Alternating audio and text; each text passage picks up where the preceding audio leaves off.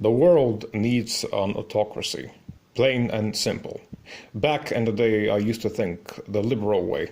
You know, when you're young and stupid, or let's not call it stupid because it makes it sound offensive and something you yourself are responsible for, when in fact you aren't. When you're young, your brain and personality is a tabula rasa. And depending on the society you live in, the family you're raised in, the school you were educated at, depending on all of those factors are your worldviews, perceptions, principles, and ability to take in, analyze, and build on experience. And I mentioned the last one with the utmost importance because this is what I'm noticing the most around me. Never mind the fact that most people are naturally stupid.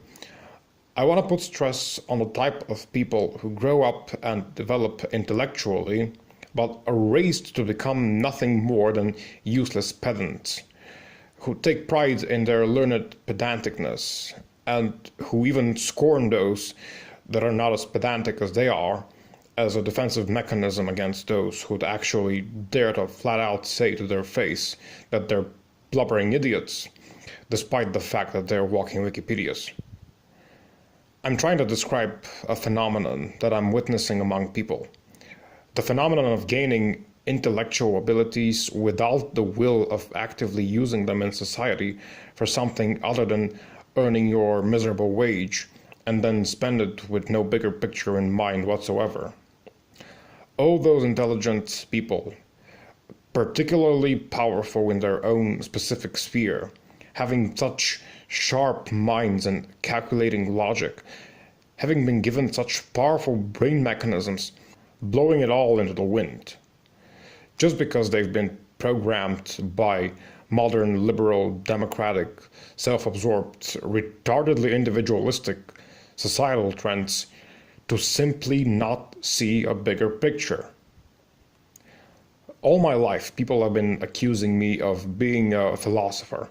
And I mean the word accusing quite literally. In the family and society I grew up in, the word philosopher was, and I guess still is, because I'm not there anymore, thank the fucking Lord that does not exist. The word philosopher and being a thinker was taken as something offensive and degrading.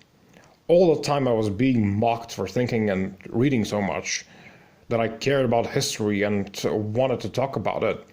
That, as well, by the way, you cannot imagine the mocking and scorn I got for being so enamored with history.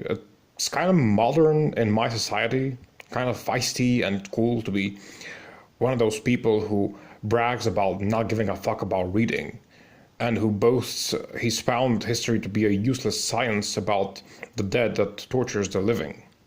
This is the kind of childhood that I had. Those were the teen years I went through. University was somewhat milder, because you can't openly brag about how useless reading is. Then the labor market hit me, and ever since then I plunged back into the sea of idiots who are, and I repeat, either uneducated bricks or educated twats that are depressed to the point of being useless to themselves and society because of too much self-absorption. And I'll continue my ramble in part 2.